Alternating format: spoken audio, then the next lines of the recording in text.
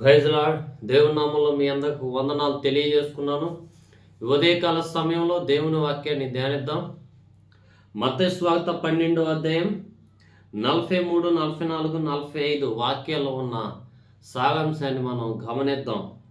అపవిత్ర ఆత్మ ఒక మనిషిని వదిలిపోయిన తరువాత అది విశ్రాంతి వెదుగుచు నీవు లేని చోట్ల తిరుగుచుండెను. విశ్రాంతి దొరకనందున నేను వదిలి వచ్చిన నా ఇంటికి తిరిగి వెళ్ళదుననుకొని వచ్చి ఆ ఇంట ఎవరనూ లేక అది ఊడ్చి అమర్చియుండుట చూచి వెళ్ళి తనకంటే చెడ్డవైన మరి 7 దెయ్యములను వెంటబెట్టుకుని వచ్చెను. అవి దానిలో ప్రవేశించి అక్కడనే కాపురముండును. అందుచేత ఆ మనిషిని కడపటి స్థితి మొదటి స్థితి కంటే చెడ్డదగును. అలాగే దుష్ట తరము వారిని సంభవించిన నేను. ప్రైజ్ లార్డ్, హల్లెలూయా.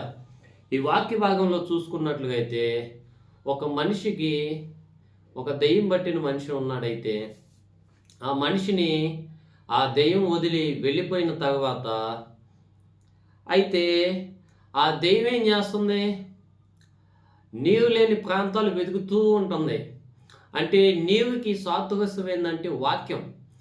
ఎవరి హృదయంలోనైతే ఎవరి జీవితంలోనైతే వాక్యం ఉండదో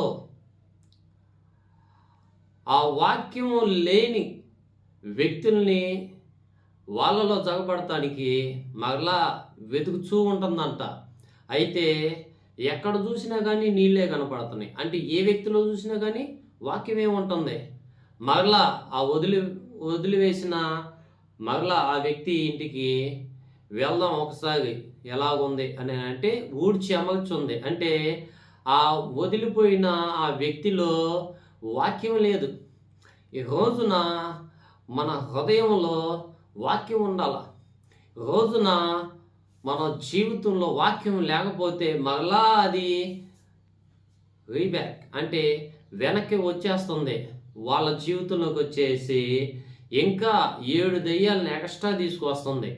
అంటే ఈ రోజుల్లో వాక్యం చదవండి అమ్మా, వాక్యం చదువుకోండి, ధ్యానించండి అని ఎంత బతిమలాడి మొత్తుకొని చెప్పినా కానీ అర్థం కావట్లేదు. ఎందుకు?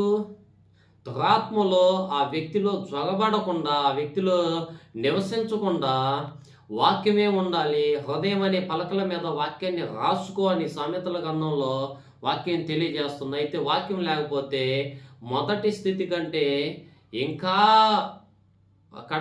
కడపటి స్థితి ఎక్కువగా చెడ్డతనాన్ని తీసుకొస్తున్నాయి దెయ్యాలు. అంటే 7 దెయ్యాలు ప్రవేశించినాయి అప్పుడు. అంతకుముందు ఒక దెయ్యమే ఉంది, తర్వాత ఇంకో ఆవిటిని తీసుకొచ్చింది, మొత్తం 7 అయిపోయినాయి. అంటే వాక్యం లేకపోతే ఒక వ్యక్తి జీవితం పతనం చేసేస్తుంది.